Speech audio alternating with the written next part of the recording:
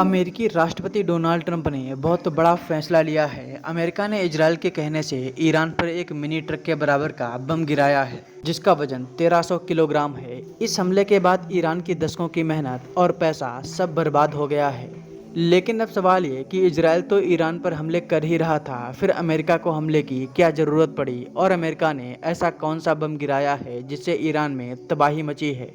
आइए जानते हैं। इजरायल पिछले कई दिनों से ईरान पर बमबारी कर रहा है। इजरायल ईरान के परमाणु ठिकानों को तबाह करने की पूरी कोशिश कर रहा था, लेकिन वो इसमें कामयाब नहीं हुआ, क्योंकि ईरान ने जमीन के अंदर काफ़ी गहराई में अपने परमाणु साइट्स बना रखी हैं। इजरायल के पास ऐसा बम नहीं था जो जमीन के अंदर घुसकर धमाका करे, और इजरायल के पास कोई ऐसा विमान भी नहीं है जो मिनी ट्रक के बराबर बम को ईरान तक ले जा सके। इसी वजह से इजरायल अमेरिका के पास गया और अब अमेरिका ने ईरान पर ये बम गिराया है।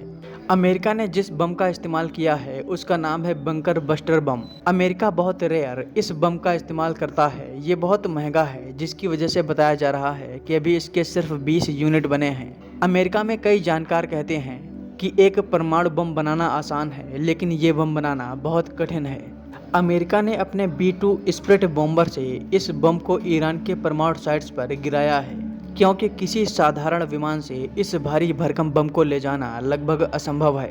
अमेरिका ने जिन 3 परमाणु ठिकानों पर ये बम गिराए हैं उनके नाम हैं फोर्दो, नतांज और इस्फहान।